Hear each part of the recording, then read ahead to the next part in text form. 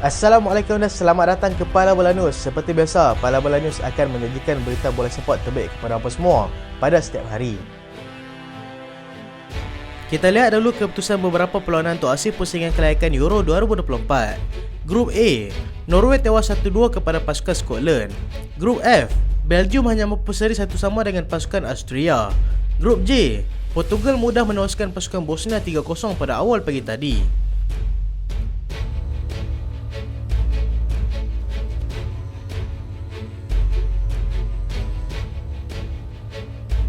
Kita mulakan dengan perkembangan bola sepak di arena tempatan. FAM bersedia calonkan gol Safawi dan juga Forestieri untuk anugerah Puskas. FAM sudah mengeluarkan kenyataan di mana mereka kini sudah bersedia untuk mencalonkan 2 gol, iaitu hasil jaringan Safawi Rashid dan juga Fernando Forestieri ke anugerah Puskas nanti. Secara ringkas, anugerah Puskas FIFA adalah anugerah yang mengiktiraf gol paling cantik yang dijaringkan oleh pemain bola sepak. Pemain Malaysia yang pertama telah memenangi anugerah ini adalah Faiz Subri, menerusi gol jarak jauhnya yang dilakukan pada tahun 2016 yang lalu. Safawi mencuri tumpuan penyokong Harimau Malaya selepas melakukan kawalan menakjubkan sebelum melepaskan rembatan padu untuk meneruskan penjaga gol Kepulauan Solomon, Philip Mango. Selain gol Safawi, sepakat gunting Forestieri ketika menentang pasukan Terengganu FC dalam perlawanan Liga Super juga akan turut dihantar untuk pencalonan. JDT mudah atasi Albirex Niigata. JDT mudah membelasah pasukan juara Liga Singapura pada musim lalu, Albirex Niigata, dengan jaringan 5-1 dalam aksi perlawanan antarabangsa yang berlangsung di Stadium Sultan Ibrahim semalam. Meskipun ianya hanya perlawanan persahabatan, jurulatih pasukan JDT, Esteban Solari, tetap tidak mengambil mudah perlawanan tersebut dengan menjadikannya sebagai medan ujian pasukan sebelum beraksi di ASEAN nanti. Walaupun tiada kelibat ramai pemain utama yang pada ketika ini berada dalam kem skuad kebangsaan, anak buah Solari masih mampu untuk meneruskan pasukan digelar White Swan itu dengan jumlah jaringan besar. Keputusan perlawanan ini berjaya memperlihatkan Harimau Selatan berada di kelasnya tersendiri di peringkat Asia Tenggara. Manakala bagi Albirex Niigata pula, masih banyak yang perlu diperbaiki sebelum mereka meneruskan aksi dalam Liga Perdana Singapura yang akan berlangsung pada 24 Jun nanti.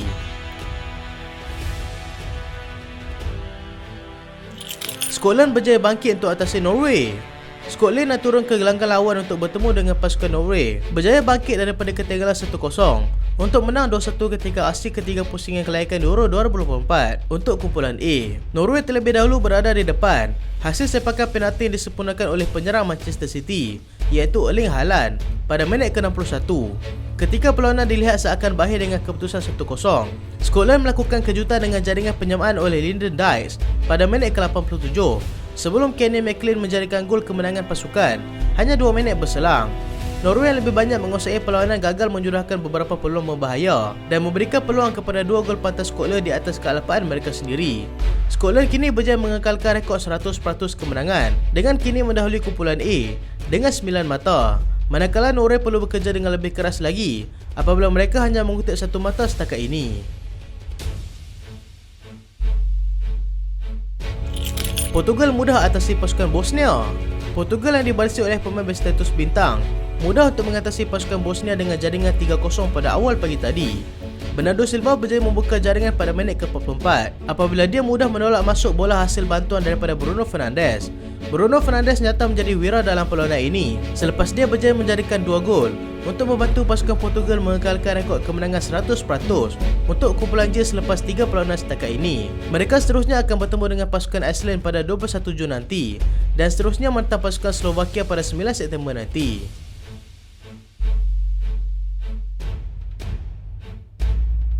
Martin Tyler tinggalkan Sky Sport. Pengulas bola sepak terkenal, Martin Tyler, mengesahkan yang dia akan meninggalkan Sky Sport selepas 33 tahun berkhidmat dengan mereka. Pengulas sukan yang sudah pun berusia 77 tahun itu mengambil keputusan untuk meninggalkan kerjanya di Sky Sport selepas menyertai mereka pada tahun 1990. Menurut daripada kenyataannya sendiri, dia mengucapkan terima kasih kepada Sky Sport di atas pengalaman bahagia yang dimiliki sepanjang tempoh dia berada di sana. Di antara momen yang menjadi ikonik sehingga kini adalah Collymore closing in, dan sudah pasti yang paling diingati adalah momen Aguero ketika penyerang Manchester City itu menjadikan gol kemenangan untuk membantu pasukan City menjulang EPL pada 2012 yang lalu. Walaupun dia mengambil keputusan untuk meninggalkan Sky Sport, Tyler masih lagi belum berfikir untuk bersara lagi.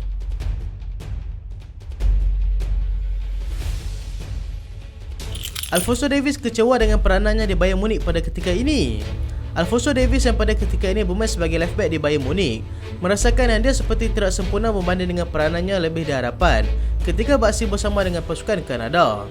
Dia sebelum ini menyelah ketika bermain di bahagian sayap untuk pasukan Vancouver Whitecaps. Ketika di MLS, kini terpaksa bermain sebagai left back sejak dia menyertai Bayern pada 2019 yang lalu. Dia memberitahu yang dia dibawa masuk untuk menggantikan Arjen Robben, tetapi selepas David Alaba cedera, dia terpaksa bermain di posisi tersebut sehinggalah sekarang ini.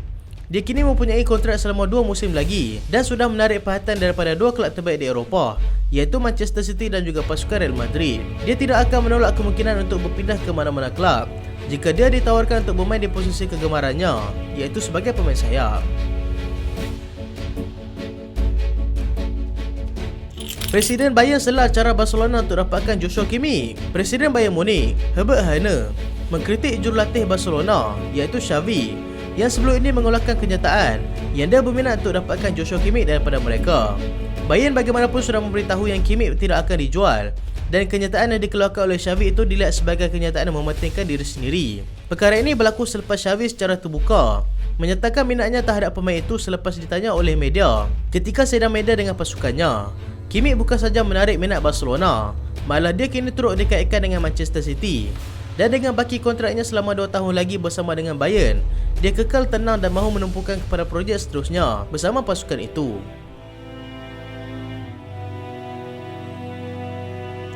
Dejan Kulusevski kembali dengan pasukan Spurs. Dejan Kulusevski kembali menyertai kamp pasukan Spurs selepas dia kini telah melengkapkan perpindahan secara tetapnya daripada Juventus. Dia yang bermain secara pinjaman sejak 18 bulan yang lalu kini sah menjadi milik Spurs dengan nilai hampir 25 juta pound dan 5 tahun kontrak di sana. Dia menjadi pemain pertama yang berjaya ditandatangani oleh Ange Postecoglou dan sudah pasti bukan menjadi pemain terakhir yang akan dibawa masuk nanti. Kulusevski berjaya merekodkan sebanyak 7 gol dan juga 16 assist dalam 57 penampilan di semua kejohanan yang mereka sertai.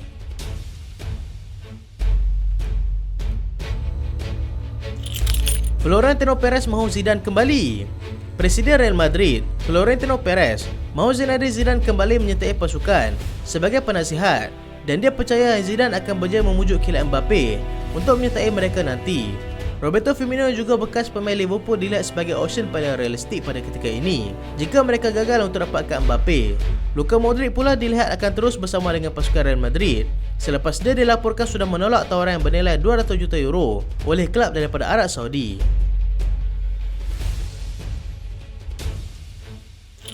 Liverpool sah mahukan Barella.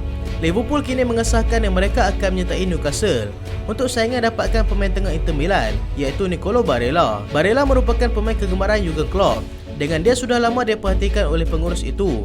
Liverpool juga dilaporkan sudah selangkah di hadapan untuk cuba mendapatkan pemain pertahanan pasukan Wolfsburg, Mickey van de Ven, selepas sporting director mereka yang baru, Josh McKay, menjadikannya sasaran utama mereka.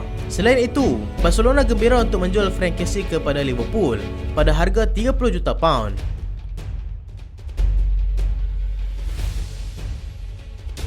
Christian Eriksen mahu United dapatkan Rasmus Højlund. Pemain tengah Manchester United, Christian Eriksen percaya yang Rasmus Højlund adalah pemain sesuai untuk berada di posisi penyerang pada ketika ini. Dia yakin dengan kualiti yang ada pada pemain itu akan dapat membantu mereka untuk menyelesaikan masalah penyerang yang sudah sekian lama membelagu mereka sejak beberapa tahun ini. United kini dalam buruan untuk mendapatkan 2 penyerang utama dan kini Rasmus Højlund sudah berada dalam senarai mereka selain mahukan seorang lagi penyerang yang lebih berpengalaman. Tetapi masalahnya adalah permintaan harga yang terlalu tinggi daripada Atalanta.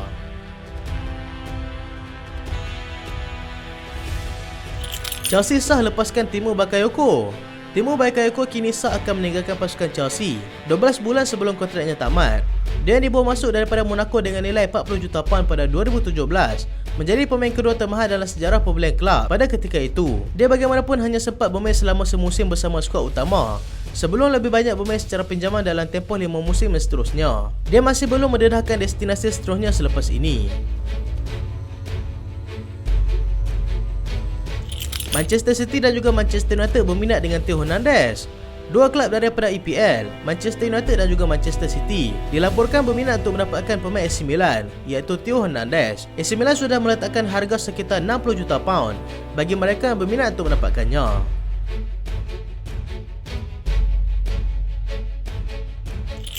Lautaro Martinez mahu ke Chelsea. Penyerang Inter Milan, Lautaro Martinez, dikatakan memberitahu kepada rakan rapatnya yang dia mahu berpindah ke Chelsea.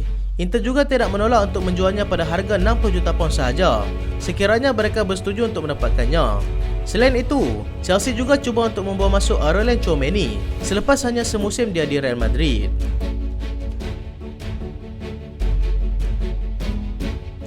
iShowSpeed jumpa Cristiano Ronaldo.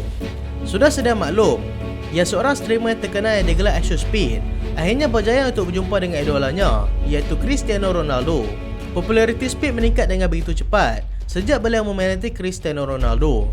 Walaupun sudah sekian lama meminati Ronaldo, Speed baru berjaya untuk berjumpa dengan Ronaldo pada awal pagi tadi selepas Portugal berjaya kalahkan pasukan Bosnia 3-0. Usaha Speed membuktikan yang tidak apa yang mustahil di dunia ini.